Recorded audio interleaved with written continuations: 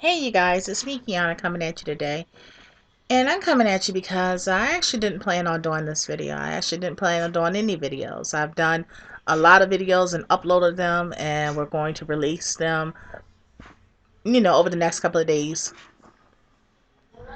But I'm doing this video because I actually just got finished watching the news, and even though this isn't new to me because I've already heard the story, it's probably new to you guys. And our channel is WJZ Channel 13.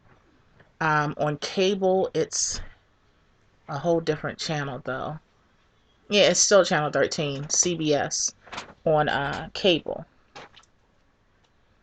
And it just, when you're on a journey of like where you're trying to grow, you're trying to do better and be better, when you're on a weight loss journey where you're trying to get to the root of things, you're experiencing feeling in some ways that you've never felt before. It gives you kind of a new way of looking at things. And although some things touch us normally any other time, when you're reevaluating yourself and your life and things that you've endured and why you've endured certain things, why you've allowed certain things to happen, um, it makes you see things differently. It makes you look deeper. It makes you more grateful in a lot of ways. All kinds of different feelings and thoughts are evoked inside of you. And I wanted to share with you guys because hopefully it evokes something inside of you as it's done me. Hopefully it makes you realize how precious life is. I know we all say that.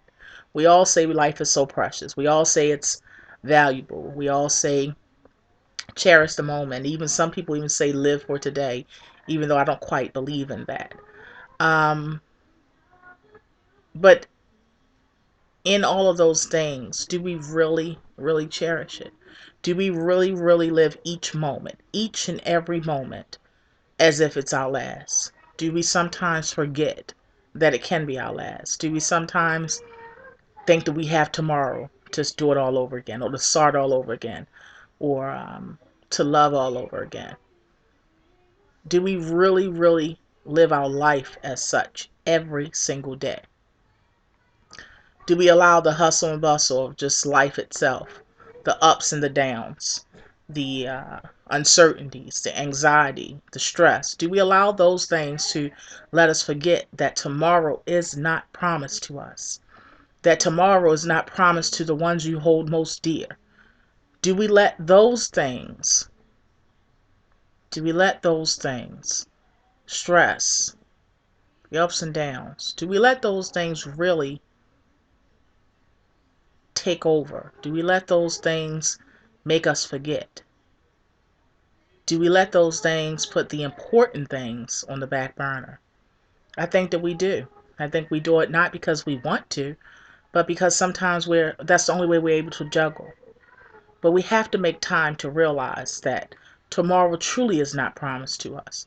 We have to take time to know and to remember that the same person that you hold dear and love so much can be gone in a couple of hours, can be gone in a couple of minutes, can be gone in a couple of seconds, literally. And I think that we need to remember those things. We need to not mourn so hard when those things come. We can mourn, but a lot of times we're mourning because we could have treasured them a lot more. We could have loved them a lot harder. We could have held them a lot higher than we did.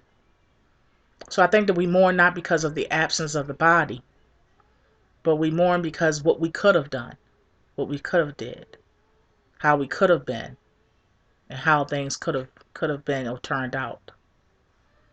And I'm speaking because I saw in the news a family. A family of 5 died in a house fire in Baltimore City.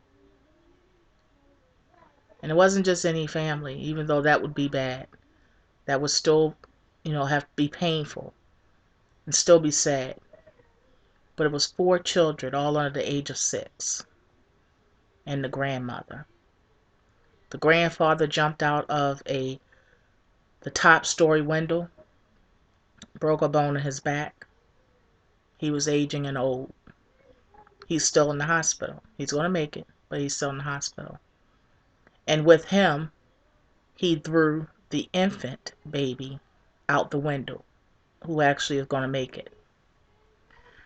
But the grandmother stayed behind trying to get all 4 children out of the back room, where she passed away as well, or her attempts on trying to save them. And I really want you guys to listen to what I'm saying, because it impacted me so. And I'm sharing it with a purpose. I'm sharing it because I want it to impact you as well. Because I think that sometimes we have to see things in order to really understand and comprehend that all of this can be taken away from all of us. Again, the person that you love the most can be gone in a second. Can be gone in a second. And sometimes if somebody just shakes us and reminds us of that, sometimes it'll convince us. Even if it doesn't convince us for a long period of time, because sometimes we do forget again. But I hope that this convinces you as it has convinced me. And just close your eyes for a minute while I'm saying this to you, because I want you to actually get the full impact of how it impacted me. I want you to really get the full impact of what I just saw in the news. Close your eyes and picture one long white casket and 4 tiny white caskets, all in one space, all in one church.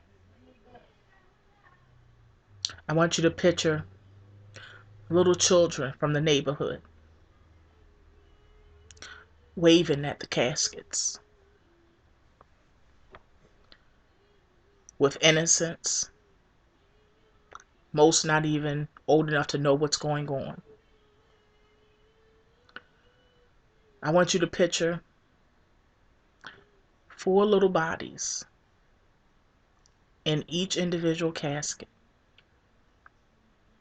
Children that will never be seen again.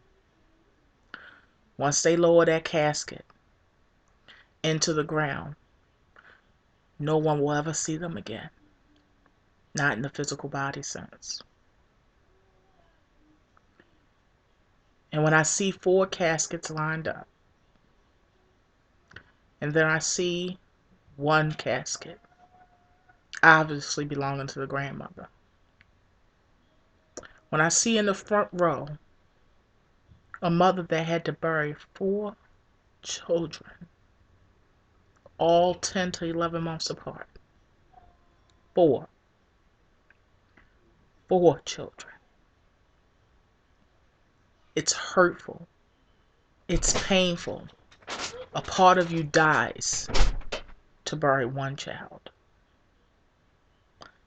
But to bury 4, and to have had them long enough to be so in love with them, to have had them long enough to see their first steps and their first words, to see the first time they hold a chicken wing or a french fry in their hand, to see the first time that they pick up a book, first time they crawled across the floor, first time they sat up, first time that they knew they were smiling and smiled at you.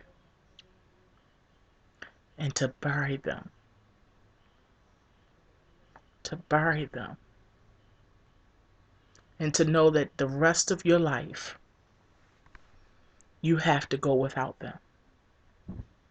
To know the rest of your life, when the house is still and all is quiet, that you are left alone with the thoughts of them.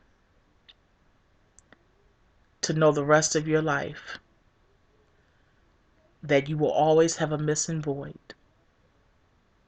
Not only of this missing void, but 4. and then 5, including her mother. When we look at things like that, you guys, when we really take that in and really understand, and just for 1 second, try to put ourselves in that person's shoes, just for one moment. Because, see, we can't imagine how that feels. Our mind can't even wrap around it. God doesn't even allow us the pain to be able to process thinking if that would happen, or imagining that would happen. But what my mind can process, what my mind can empathize and sympathize with, is the fact that that sister, that sister has one baby to raise. But a couple of days ago, she had 5. And when you really think of things that way, when you really see things that way, the little things we go through are exactly that. They're little things. That's small stuff. When we get upset with each other, when we, you know, don't like Keisha down the street, when we get mad at our spouses, when we don't get our way, when our boss gives us extra hours or takes hours away, when we lose our jobs, when we, our check ain't right, when we miss a sale, when we find out somebody's talking about us. All of these things, you guys, when our car break down, all of these things are small, small things in comparison to what that sister has to endure. This is why I rejoice in all things. Because, see, even though it's somewhat extreme, I compare all things to situations like that. This is why, even in the midst of the storm, I can smile. Even in the midst of adversity, I can smile. Even in the midst of enduring, in the midst of pain, in the midst of insecurities, in the midst of hurt, in the midst of anguish, anxiety, stress, I can still smile because I compare whatever I'm going through at that moment that's causing those feelings or evoking those emotions.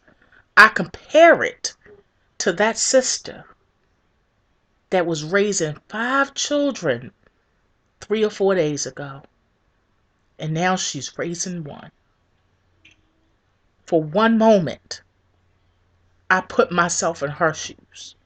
For one moment, I try to feel what her heart feels. For one moment, I try to be right where her mind is when nobody else is around to comfort her. When everybody else's life has gone on and they've all patted her on the back and said, "It's going to be okay, sister." But when everybody is gone, she's left by herself. Hopefully she knows she's not alone. She's never alone. I pray that she knows that, because that is something that she's going to need more than anything now. So I hope that what I saw on the news, I hope that what I felt when I saw those caskets one by one, by one, by one, by one lined up, I hope that just for 1 second that you felt what that sister felt. Yes, it was painful. Yes, it even probably made you tear up a little bit.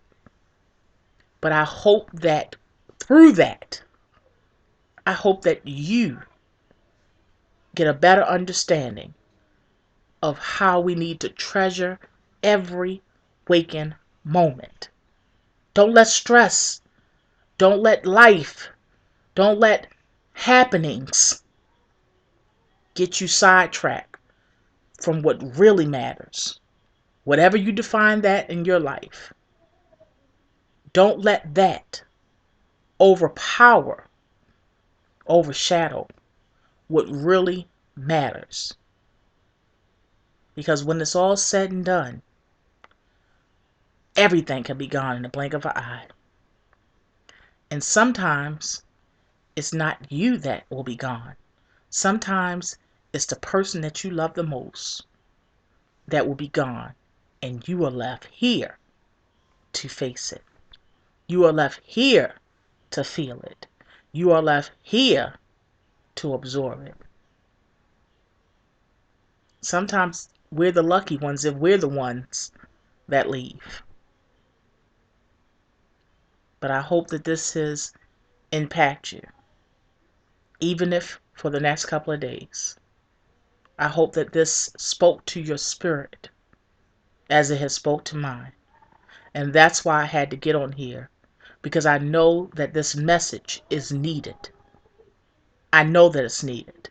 Not for one person, not for two, not even for 10, but for every single person that walks away from this video. I hope that when you're by yourself, when no one else is around, I hope that this plays in your head. I hope that God speaks to your spirit. And I hope that you wake up the next day and remember this case. Remember that lady. Remember those 4 children in that casket. And hug whoever it is you love, or hug. Hug them even tighter. Love them even harder. I hope that this has spoke to your spirit as it has spoke to mine. I love you so much, you guys. Truly, with all of my heart. With everything I'm able to love. I love you guys. Be blessed.